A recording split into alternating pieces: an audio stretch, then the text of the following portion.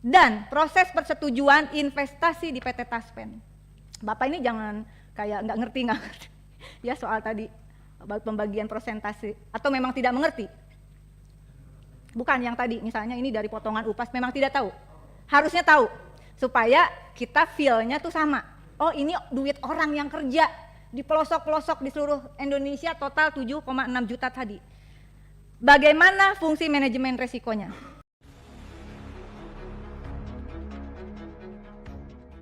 Jadi yang pertama, bagaimana proses persetujuan investasi di Taspen, di mana posisi komite investasi Taspen, bagaimana prosedur pengangkatan pimpinan dan anggota, apa ada komite investasi Taspen? Ada kan? Bagaimana mekanisme seseorang bisa ditetapkan sebagai komite investasi Taspen? Lalu bagaimana skemanya, dan Anda juga sekarang masih merangkap sebagai direktur investasi Taspen. Keputusan itu kan pasti tahu dong. Kalau nggak tahu berarti saya jadi bertanya, kenapa bisa ada di sini? Tahu kan? Bagaimana prosedur mekanisme SOP investasi itu? Lalu karena ini sudah jadi pemberitaan, saudara-saudara, jadi uang potongan gaji tadi terindikasi kuat ada investasi fiktif sekitar kurang lebih 1 triliun, betul ya?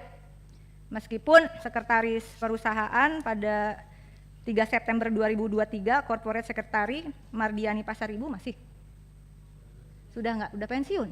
Dia mengatakan tidak ada apa-apa, tapi kemudian ada indikasi investasi fiktif 1 triliun. Nah, kan orang investasi nih, direkturnya. Apa sih yang dimaksud investasi fiktif? Tolong dong jelasin Pak, paling tidak kepada kami di sini begitu. Nah, dari penelusuran berita yang sudah dilansir oleh media-media yang kredibel, saya kira rekanan Taspen dalam investasi fiktif ini adalah PT Insight Investment Management. Bagaimana prosedur Anda bisa memutuskan, menyetujui sebagai direktur investasi? Apakah tidak melalui persetujuan direktur investasi atau tanpa sepengetahuan direktur investasi ke PT Insight Investment Management, dan PT Insight Investment Management ini kemana investasinya? Tadi kan Pak Hendrik sudah menyinggung tuh, ada investasinya. Ini juga nanti mohon tertulis Bapak ya, mohon tertulis. Investasinya ini SBN, reksadana, obligasi korporasinya ini apa? Apa obligasi korporasi ya Pak Hendrik ya? Pak Hendrik, jangan seperti makro begini dong, kita juga harus tahu depositonya di mana, sahamnya dan seterusnya dan sebagainya. Nah, apakah PT Insight Investment Management termasuk di dalam struktur investasi yang Bapak jelaskan tadi? Tapi kemana jelasnya begitu? Nah, bagaimana yang terakhir adalah bagaimana dengan mitigasi Taspen agar tidak terjadi hal serupa ke depan. Kebetulan Anda merangkap jabatan PLT, Dirut, dan masih menjabat sebagai direktur investasi. Persoalan asuransi sosial, investasinya juga sesuai dengan tadi misinya, kepemimpinan yang amanah, itu yang paling penting menurut saya. Kita memperjuangkan agar ini dana amanah Pak, kalau kami dalam jaminan sosial, karena ini dalam asuransi sosial bukan komersial, sebenarnya ini dana amanah. Bagaimana mekanisme keputusan investasi itu? Yang terakhir, hasil pemupukan atau investasi itu diberikan kepada siapa? Apakah diberikan nanti dalam perhitungan THT masuk, termasuk pensiun? Apakah kami semua termasuk yang ada di ruangan ini, termasuk teman-teman sekretariat yang PNS, yang dipotong tadi total 8% itu, yang saudara putuskan investasi, apakah ada akumulasi nanti ketika kami pensiun?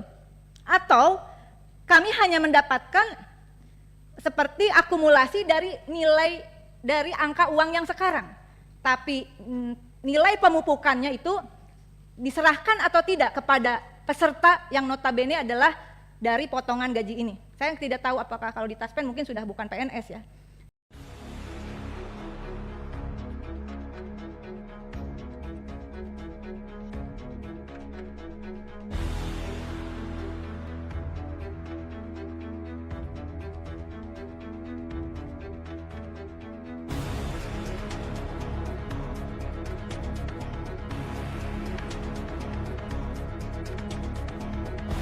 Pemerintahan tingkat bawah juga gitu Mas. Terus sebetulnya mah yang menjadi pembeda di negara kita teh akibat dari demokrasi langsung ini. dari sistem pemerintahan pemilihan presiden dipilih langsung, bupati dipilih langsung, gubernur dipilih langsung. Jadi masyarakat dibuat komitmen, Mas. Jadi masyarakat di bawah dibuat komitmen. Makanya sekarang berdirilah forum yang sebetulnya tidak perlu lah. Makanya kalau itu mah forum atau LSM yang tidak bermanfaat, jangan di cash bangpol itu jangan dikasih rekomendasi untuk dibentuk sebetulnya. Nah, yang dijadikan dasar itu di cash bangpol. Kalau cash bangpol tidak meloloskan persyaratan untuk pendirian ormas atau LSM yang bersangkutan, itu tidak akan terjadi. Kalau sudah terdaftar di cash bangpol, mereka itu bisa mengajukan bantuan hibah atau bantuan keuangan di Pemda tersebut, gitu Mas. Makanya ya gimana kalau saya bicara hari ini dengan bicara tahun 2000 dan bicara tahun 2010 sampai 2025 memang beda ya, memang beda lah. Situasinya beda lah. Makanya yang jadi pembeda adalah karena di negara kita sudah beda, Mas. Sekarang kan demokrasi langsung lah. Demokrasinya demokrasi langsung. Kalau dulu kan demokrasi terpimpin. Jadi memang izin mendapat itu, Pak. Sekarang itu demokrasi diatur bukan administrasi, tapi diatur dengan kinerja, Pak. Iya ya, Mas. Itu. Ya, lanjut. Silakan Bang Anto. Nah, jadi kalau bicara dengan Tuhan dan sebagainya itu ya sekarang tuh ya banyak yang dipotong, Bang. Banyak dipotong pembangunan infrastruktur, aturan 1,2 miliar, akhirnya sampai cuma 800 dibelanjakan.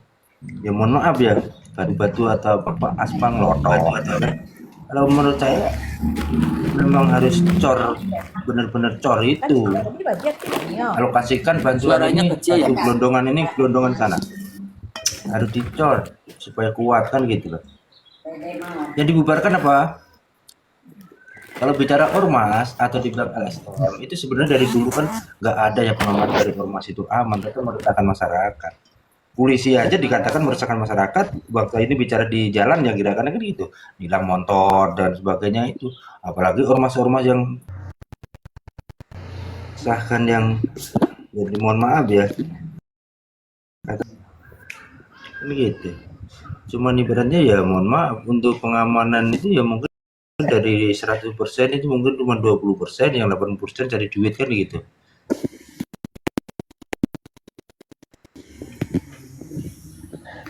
Sebetulnya mah itu Kemenkumham, Mas. Kalau Kemenkumham tidak meloloskan persyaratan ormas tersebut, ya itu tidak akan berdiri ormas. Jadi sebetulnya kita jangan menyalahkan ormas, yang harus kita kan satu kebijakan lah, seperti kalau nggak salah. Nah, berarti sekarang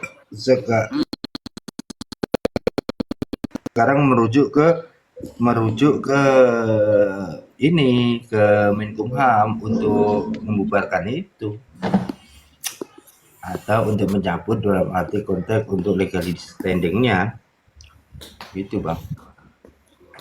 Makanya masyarakat yang sehat mampirlah di akunnya Menkumham ya. Kalau untuk anak-anak yang dididik tidak setuju, mampirlah di akunnya KPAI itu supaya paham, jangan sudah dieksekusi baru teriak-teriak dulu kemana. Sekarang banyak yang namanya anak-anak brutal kan gitu loh.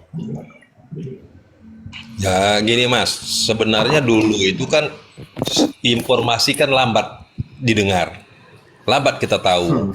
Dengan adanya informasi ini, ada TikTok, ada YouTube, itu masyarakat pada melek semua, Mas. Iya betul. Masyarakat kenapa orang dulu bikin tahu dana hibahnya ada, orang jor-joran bikin yayasan, orang jor-joran bikin ormas. Kenapa dana hibahnya ada? 1 tahun bekerja bikin laporan pekerjaan, dikasih duit, dibayar. Tapi iya, sampai sekian miliar ya, triliun ya, triliun ya setahun ya. Makanya Mas, kan kita nih kadang-kadang aduh, saya bilang memang keterlaluan sekali lah. Iya betul. Kalau kita Tapi dibagiin nggak biasanya apa-apa, Mas kita nggak kalau dibagiin ya. dana hibah, maaf kalau dana hibah di 1 miliar ke atas biasanya ada konsultan publik itu, ada konsultan publik biasanya gitu. Sekarang Jawa Barat nggak pakai konsultan publik, sekarang Siapa yang dekat? pendekat dapat. Sekarang semua itu seperti kereta bang. Apa lagi yang dulu beda? Mana dana hibah ya? Pembahasan dana hibah ini.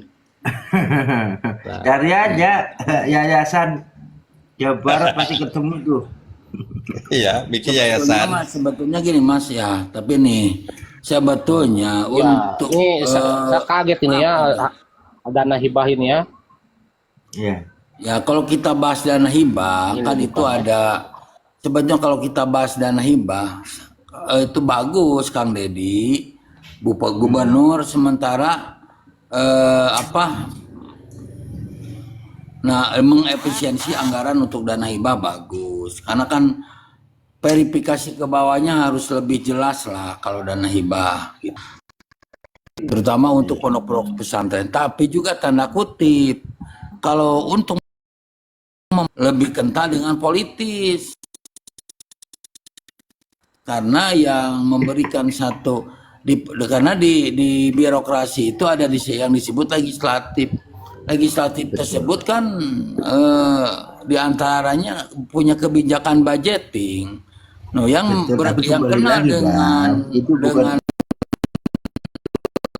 Anggaran legislatif ini untuk anggaran pribadi bang. bukan tetap kalau misalkan anggota DPRD atau anggota DPR itu lebih kental kedekatannya dengan konstituen. Nah, tapi juga harusnya dana hibah yang masuk sampai ke pelosok itu harusnya diketahui langsung oleh pemerintahan setempat, Mas, gitu. Jadi kalau diketahui melalui pemerintahan setempat itu akan masuk di jalur SIPD. Jadi ada pembahasan musyawarah gitu. Diketahuilah. Ya kalau tidak diketahui mah ya itu seperti itu, kelihatan liar gitu. Kalau tahu sih pasti tahu bang. Kembali lagi semua itu kayak kereta. Kepalanya di depan siapa? Kalau kepalanya udah mampir minum, semuanya minum. Kalau masalah ormas saya tidak menyalahkan ormas, Mas, tapi kembali ke mereka yang memberikan kebijakan itulah ya. Karena saya pernahlah mimpin ormas, tapi alhamdulillah kita diterima oleh masyarakat banyak lah. Makanya ya mungkin tahun 2000 sampai tahun 2008, tahun 2010 sampai 2025 memang sikonnya udah beda. Mungkin seperti itu.